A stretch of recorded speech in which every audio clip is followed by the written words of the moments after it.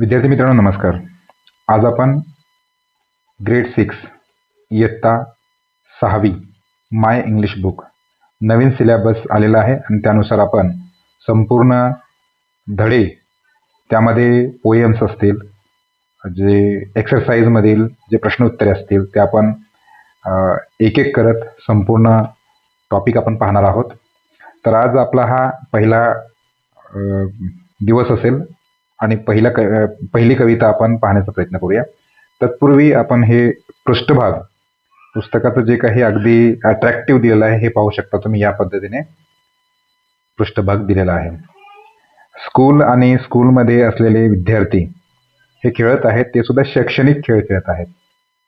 तर हे असं पाहू शकता तुम्ही. आपण किती युनिट्स आहेत हे बघूयात आधी. युनिट्स इथे तुम्ही पाहू शकता.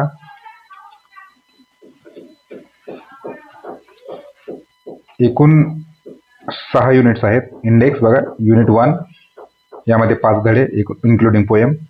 युनिट 2 यामध्ये सुद्धा 5 धडे आहेत इन्क्लुडिंग पोएम, म्हणजे पोएम त्यामध्ये समाविष्ट आहेत.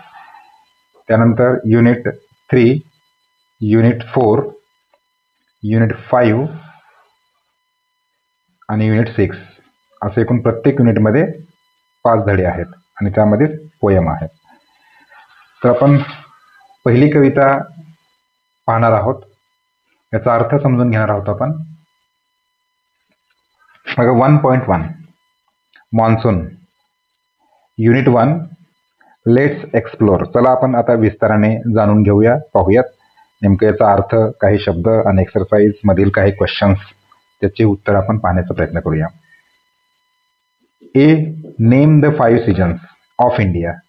इंडियामधील 5 ऋतूंची नावे तुम्हाला सांगायचं आहे. आणि टेल 1 फीचर ऑफ इच. आणि प्रत्येकाचे एक फीचर सांगायचं. फीचर म्हणजे वैशिष्ट्य.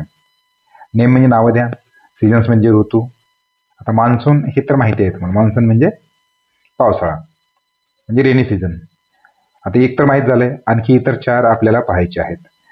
तर मी ऑलरेडी इथे काही लिहिलेले आहेत, तर ह्यानुसार आपण म्हणजे वेळ वाचेल त्यासाठी लिहिण्याचा प्रयत्न केला. आपण पाहू शकतो इथे. मॉन्सून फर्स्ट म्हणजे पहिला.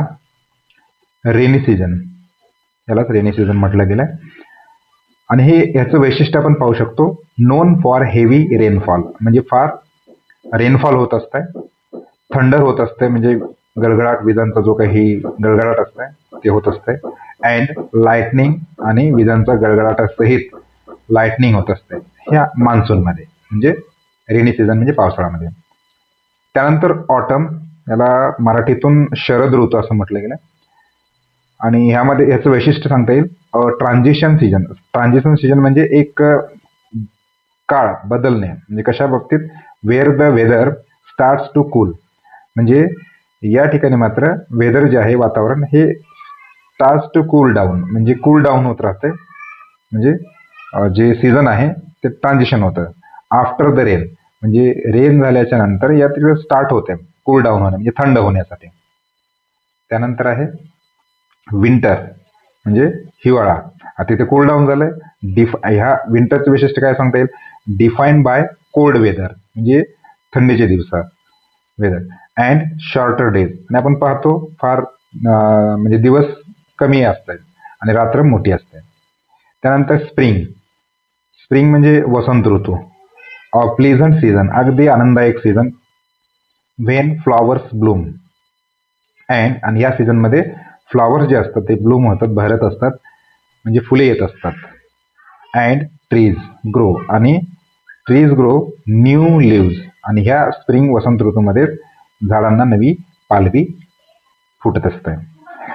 आणि शेवटी समर, आपल्याला माहीतच आहे, कॅरेक्टराइज बाय हाय टेम्परेचर असतंय, उन्हाची तीव्रता फार असते. अँड व्हेरी हॉट सन असतं, म्हणजे उन्हाची तीव्रता. तर अशा पद्धतीने आपल्याला थोडक्यात हे 5 सीझन आपण पाहिलं. आता आपण कवितेचा सारांश काय आहे हे पाहणार आहोत. B, listen and sing. ऐका आणि गा. The sun is shining, oh so hard. Sun म्हणजे सूर्य चमकत आहे, तळपत आहे. सो हार्ड, अतिशय प्रखरतेने. द लँड हॅज ड्राईड, जमीन पूर्णपणे सुकलेली आहे.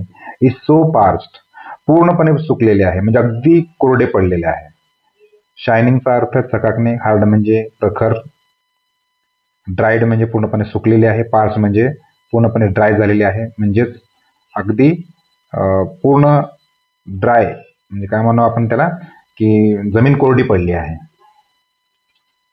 द फील्ड्स आर हंग्री, शेत जे आहेत ते हंग्री म्हणजे भुकेले आहेत, म्हणजे उन्हाच्या तीव्रतेमुळे, इतके प्रखर उन्हामुळे पूर्णपणे हंग्री म्हणजे जसे की आता आपण भूक लागते असं म्हणतो आपण, परंतु शेताला सुद्धा पाणी म्हणजे ह्या गोष्टी लागतात.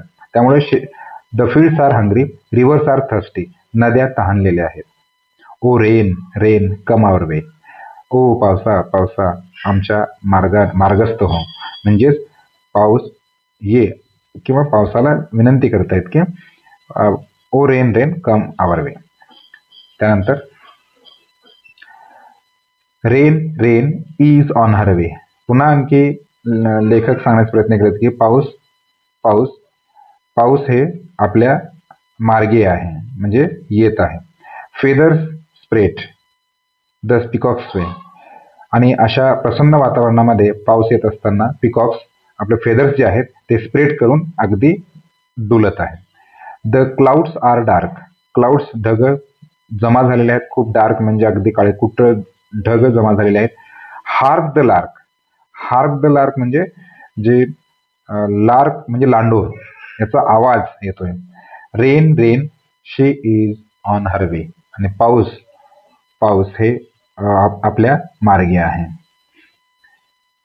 The clouds they gather dash and thunder, clouds एकत्र आलेले आहेत, डॅश होत आहेत, थंडर होत आहेत म्हणजे विजांचा गडगडाट होत आहे, एकमेकांना डॅश होत आहेत. Bolts of lightning streak and shimmer, अगदी जो कळकळाट आहे म्हणजे लाइटनिंग, थंडर झाल्याच्या नंतर लाइटनिंग येत आहे म्हणजे चमकतात विजा, जो काय विजा चमकतात. लाइटनिंग, स्ट्रीक, शिमर, आणि शिमर म्हणजे अगदी पावसाचा जो काही शिमरचा अर्थ की shining with the soft light, अगदी सॉफ्ट लाईट असं लाइटनिंग होत आहे. स्टिकचा अर्थ फ्लॅश ऑफ लाईट, शिमर म्हणजे शाईन म्हणजे अगदी चकाकी. Pit pat I feel a drop, लेखक पोएट म्हणतात की पिटपॅट असा आवाज, थेंबांचा आवाज येत आहे. O rain, rain she is come her way, O rain पावसा, पावसा शी इज कम हर म्हणजे पाऊस त्याच्या मार्गे आहे. द फील्ड्स आर ड्रेन्स्ड, पूर्णपणे शेत जे आहेत ड्रेन्स झालेले आहेत, ओले झालेले आहेत. द लँड इज सोक्ड, पूर्णपणे जमीन भिजलेली आहे. द ट्रीज हॅव बेड, म्हणजे झाडं पूर्ण बेद म्हणजे नाहून निघालेले आहेत. द रिव्हर्स होस्ट, होस्टचा अर्थ the rivers flow strongly as if very spring water, म्हणजे अगदी रिव्हर्स जे आहेत ते भरून वाहत आहेत. द अर्थ इज हॅप्पी, जमीन मात्र फार आनंदी आहे. ग्रीन अँड चिअरी आहे, आनंदी आहे, ग्रीनरी आहे. O rain, rain come again, पावसाला विनंती करतात कारण की पाऊस पुन्हा ये, अशा पद्धतीने पोएटने सांगण्याचा प्रयत्न केलाय. ॲनॉनिमस म्हणजे निनावी, कोण लिहिलंय माहित नाही, त्याला ॲनॉनिमस असं म्हटलं गेलंय. इथे काही महत्वाचे शब्द दिलेले आहेत. वर्ड बास्केट, पास्ट म्हणजे व्हेरी ड्राय, हॉट अगदी उष्णता, जे दिवस असतात उष्णतेचे ते व्हेरी ड्राय, आणि पास्ट म्हणजे कोरडी, अतिशय कोरडी. स्ट्रिक, स्ट्रिकचा अर्थ फ्लॅश ऑफ लाईट म्हणजे लाईटचा जो काही प्रकाश झोत आहे तो स्ट्रिक. शिमरचा अर्थ shine with the soft light that seems to be moving, म्हणजे पुढे मूव्ह होत असताना जे शाईन सॉफ्ट लाईट आहे त्याला शिमर असं म्हटलंय. पिटपॅट साऊंड ऑफ टॅपिंग रेनड्रॉप्स, पाऊस येत असताना त्याचा जो आवाज येतो तो पिटपॅट. ड्रेन्स्ड कम्प्लिटली वेट म्हणजे पूर्णपणे जे ओलसरपणे किंवा ओले झालेले. Host the river flew strongly as if spraying water, म्हणजे पूर्णपणे रिव्हर जे आहेत ते पूर्ण भरून वाहत आहेत. एक्सरसाइज मधील काही प्रश्न आहेत, हेही पाहूया आपण. Fill in the blanks using appropriate words from the poem. The land has, आता हे कसं शोधायचं बघा, ऑलरेडी मी लिहिलं इथे, पार्स लिहिलं होतं, इथे कट केलेलं आहे. पार्स पण बरोबर आहे आणि ड्राईट हे पण बरोबर आहे. बघा द लँड हॅज इथे आहे बघा उत्तर. द लँड हॅज ड्राईट हेही बरोबर आहे आणि पार्स्ट हेही उत्तर बरोबर आहे. अशा पद्धतीने आपल्याला उत्तर शोधता येतात. त्यानंतर दुसरा, the rivers are thirsty. Rivers are thirsty, आता हे या इथे आहे बघा, the fields are hungry, river thirsty. ठीक आहे. आता पुढील भाग, the clouds are dark. Feathers spread the peacock's way. Sway म्हणजे डुलणे किंवा डोलत राहणे. Bolts of lightning streak and shimmer. हे अशा पद्धतीने आपल्याला इथे काही exercise fill in the blanks मध्ये तुम्ही हे पाहू शकता. त्यानंतर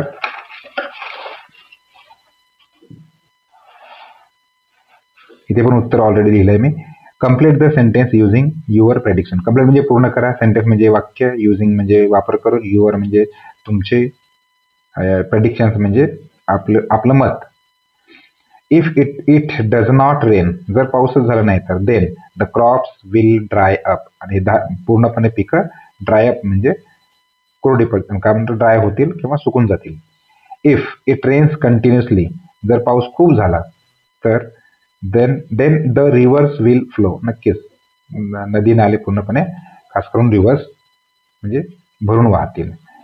E, find and write the words from the poem. Find म्हणजे शोधा, राईट म्हणजे लिहा. शोधा आणि लिहा द वर्ड्स शब्द, फ्रॉम द पोएम म्हणजे पोएम मधून. That rhymes with, rhyme scheme. Rhyme म्हणजे यमक जोडणारे शब्द. तर बघा इथे लिहिलंय मी ऑलरेडी, बार्क डार्क म्हणजे राईम स्कीम म्हणजे रायमिंग वर्ड जे असतात ना, काही प्रोनाऊन्सिएशन जे शेवटचे जे वर्ड्स असतात म्हणजे लेटर्स असतात त्याचं सेम प्रोनाऊन्सिएशन येतं, म्हणजे उच्चार. उदाहरणामध्ये बार्क, तर त्याच पद्धतीने dark, bark. Wonder, thunder. Merry, cherry. Yard, hard. अशा पद्धतीने रायमिंग वर्ड्स असतात. देन त्यानंतर read the poem and complete the given table. Flash आहे ते हॅपी. फ्लॅश म्हणजे सकाळ म्हणजे चमकणे. हॅपी आनंदी. रोर म्हणजे गर्जना करणे म्हणजे आवाज. आणि कम्प्लिटली वेट म्हणजे पूर्णपणे ओले. स्प्रेड म्हणजे जे फवारा आहे म्हणजे नद्या वाहून चाललेल्या म्हणजे पूर्णपणे फुल वाहत आहेत, फुल भरून वाहत आहेत. ओके. थंडर म्हणजे आवाज म्हणजे रोर येणार. होस्ट म्हणजे स्प्रेड. बोल्ट म्हणजे flash. Bright and cheerful happy. Drenched म्हणजे कम्प्लिटली वेट.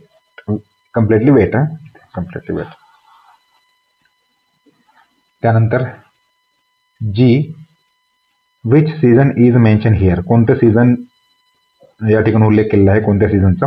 तर द लँड हॅज ड्राईड म्हणजे पूर्णपणे जमीन सुकलेली आहे. हिसोस पार्ट म्हणजे खूप, पार्क म्हणजे कोरडी पडलेली आहे.